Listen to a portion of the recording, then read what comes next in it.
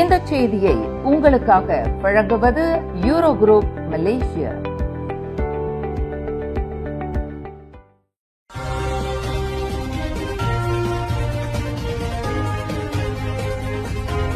வணக்கம். திசைகளின் 5 மணி செய்திகள். SST வரி விதிப்பில் அரிசி, சீனி, கோதுமை குறிப்பிட்ட பொருட்களுக்கு விலக்களிப்பு.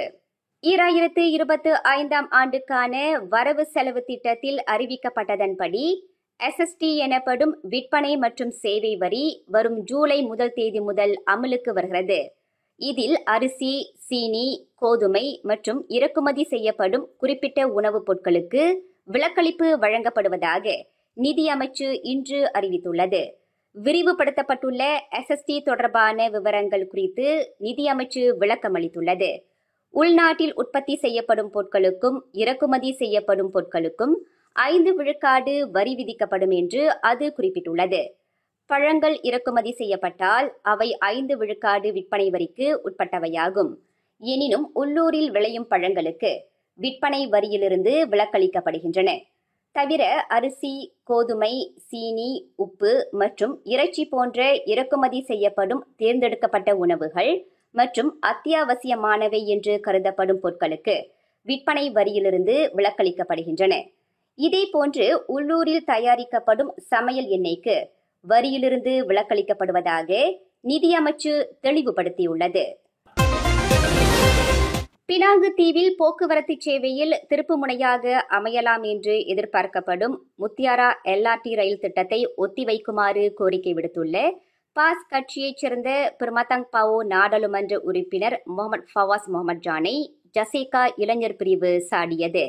கடந்த திங்கட்கிழமை பேரா கிரீக்கில் நிகழ்ந்த உப்சி பல்கலைக்கழகத்தைச் சேர்ந்த 15 மாணவர்கள் உயிரிழந்த பேருந்து விபத்துடன் தொடர்புபடுத்தி கோரிக்கை விடுத்துள்ள அந்த பாஸ் நாடாளுமன்ற உறுப்பினர் இந்த துயரச் சம்பவத்தை அரசியல் கண்ணோட்டத்தில் அணுகக்கூடாது, மாறாக நடப்பு சூழலை அறிந்து பேச வேண்டும் என்று ஜசேகா இளைஞர் பிரிவு தலைவர் வு காலியாங் கேட்டுக்கொண்டார்.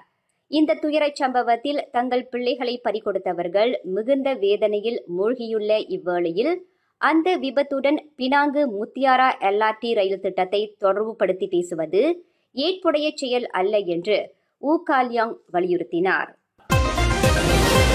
15 மாணவர்கள் உயிரிழந்த விபத்துக்கு காரணமான பேருந்தை வழிநடத்திய நிறுவனத்தின் போக்குவரத்து பெர்மிட் பறிக்கப்பட்டுள்ளதாக போக்குவரத்து அமைச்சர் ஆந்தனி லாக் தெரிவித்தார். நிறுவனத்தின் பெர்மிட் மீட்டுக் கொள்ளப்பட்டது உடனடியாக அமலுக்கு வருவதாக அவர் குறிப்பிட்டார். சம்பந்தப்பட்ட நிறுவனம் தனக்கு வழங்கப்பட்ட போக்குவரத்து அனுமதிக்கான பெர்மிட்டை 3ஆம் தரப்பினருக்கு குத்தகைக்கு வழங்கியது, GPS முறையை செயல்படுத்த தவறியது உட்பட பல்வேறு நிபந்தனைகளை மீறியதற்காக அந்த நிறுவனத்தின் பெர்மிட் பறிக்கப்பட்டுள்ளதாக ஆந்தனி லாக் அறிவித்தார். இது தொடர்பான உத்தரவு தரை பொது போக்குவரத்து அமலாக்கத்துறையான அபாட் மூலம் பிறப்பிக்கப்பட்டுள்ளதாக ஆந்தனி லாக் விளக்கினார்.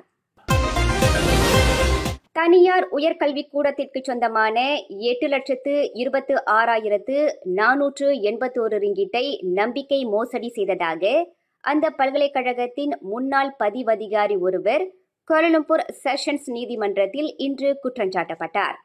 பெர்லிஸ் மாநிலத்தில் உள்ள அந்த தனியார் பல்கலைக்கழகத்திற்கு சொந்தமான பணத்தை போலி ஆவணங்களை பயன்படுத்தி கட்டம் கட்டமாக மீட்டிருப்பதாக குற்றச்சாட்டில் தெரிவிக்கப்பட்டது.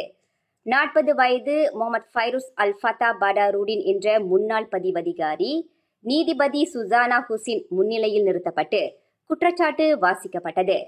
கடந்த 2023 ஆண்டு ஜூன் 20 தேதிக்கும் ஜூலை 10 தேதிக்கும் இடைப்பட்ட காலகட்டத்தில் கோலாலம்பூர் ஜாலான் ராஜ சோலானில் உள்ள ஒரு வங்கியில் அந்த முன்னாள் பதிவதிகாரி இக்குற்றத்தை புரிந்ததாக நீதிமன்றத்தில் தெரிவிக்கப்பட்டது. குற்றவாளி என்று நிரூபிக்கப்பட்டால் கூடியபட்சம் 7 ஆண்டு சிறை மற்றும் அபராதம் விதிக்க வகை செய்யும் குற்றவியல் சட்டம் 468வது பிரிவின் கீழ் அந்த பதிவதிகாரி குற்றச்சாட்டை எதிர்நோக்கியுள்ளார். கடந்த வெள்ளிக்கிழமை கிரிக் தமான் புலாய் சவானா என்ற வீடமைப்பு பகுதிக்கு அருகில் சாலையோரத்தில் கைவிடப்பட்ட நிலையில் இருந்த SUV ரக வாகனத்திலிருந்து 47 லட்சம் ரிங்கிட் மதிப்புள்ள 123.1 கிலோகிராம் எடை கொண்ட போதைப் பொருளை போலீசார் மீட்டுள்ளனர். பொதுமக்களிடமிருந்து கிடைக்கப்பெற்ற தகவலை தொடர்ந்து கெரிக் மாவட்ட போலீஸ் நிலையத்தின் குற்றப் புலனாய்வு பிரிவு அதிகாரிகளும் ரோந்து போலீசாரும் அந்த வாகனத்தை சோதனையிட்ட போது பெரிய அளவில் போதைப் பொருள் கைப்பற்றப்பட்டதாக பேரா மாநில போலீஸ் தலைவர் டத்துனூர் ஹிசாம் தெரிவித்தார். ஓட்டுநர் மற்றும் பயணிகள் இல்லாத நிலையில் அந்த ஹோண்டா HRV வாகனம் பூட்டப்பட்ட நிலையில் காணப்பட்டது. வாகனத்தை சோதனையிட்டதில் 80 பிளாஸ்டிக் பாக்கெட்டுகளில் போதைப் பொருள் இருந்ததாக அவர் குறிப்பிட்டார். இன்று ஈப்போவில் பேரா மாநில போலீஸ் தலைமையகத்தில் நடைபெற்ற செய்தியாளர்கள் கூட்டத்தில் டத்தோனூர் இதனை தெரிவித்தார். ஜார்ஜ்டவுன் ஜலான் டாக்டர் வூலியன் தே சாலையில் உள்ள ஓர் ஆடம்பர அடுக்குமாடி வீடொன்றில் கால்கள் சங்கிலியால் பிணைக்கப்பட்டு ஓராண்டுக்கு மேலாக அடைத்து வைக்கப்பட்டிருந்ததாக நம்பப்படும் 3 இந்தோனேசிய ஆடவர்களை போலீசார் காப்பாற்றியுள்ளனர். மலேசியாவிற்கு சென்ற தங்கள் உறவினரை ஓராண்டுக்கு மேலாக தொடர்பு கொள்ள முடியவில்லை என்று இந்தோனேசியா ஆட்சியிலிருந்து வந்த ஒருவர் அளித்த போலீஸ் புகாரை தொடர்ந்து இதுகுறித்து ஆராய்ந்ததில் அந்த 3 இந்தோனேசியர்கள் வீடொன்றில் அடைக்கப்பட்டிருந்தது போலீசாருக்கு தெரிய வந்துள்ளது.